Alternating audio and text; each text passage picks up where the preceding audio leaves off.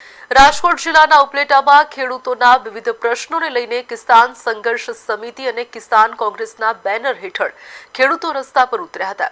Kolki road સ્થિત marketing યાર્ડના gate પાસે ખેડૂતોએ હાઈવે પર ચક્કાજામ કરીને સરકાર સામે વિરોધ નોંધાવ્યો।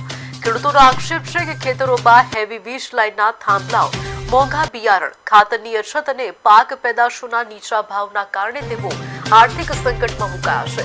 ખેડૂત આગેવાનોએ સરકાર સમક્ષ તાત્કાલિક પ્રશ્નોના ઉકેલની માંગ કરી છે અને ચીમકી આપી છે કે જો માંગણીઓનો યોગ્ય ઉકેલ નહીં આવે તો આગામી દિવસોમાં કચ્છથી દ્વારકા સુધી ઉગ્ર પદયાત્રા અને રાજ્યવ્યાપી આંદોલન શરૂ કરવામાં આવશે।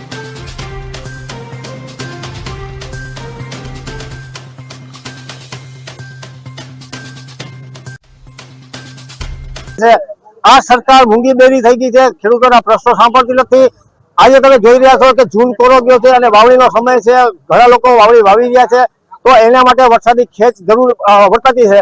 ત્યારે એને આજે જે 8 કલાક વીજળી આપે છે એને તાત્કાલિક 10 થી 12 કલાક કરવામાં આવે। અમારા જે ખેડૂતોના પ્રશ્નો છે, જેવા કે બિયારણો મોંઘા હોય એને કાબુમાં રાખે અને જે જર્સી વેચવા માર્કેટ યાર્ડમાં જતા હોય એને પૂરો ભાવ મળે અને જે જેતપુરે વીજ થાંભલા નાખે છે એને રદ કરવામાં આવે। આ અમારી માંગણી છે।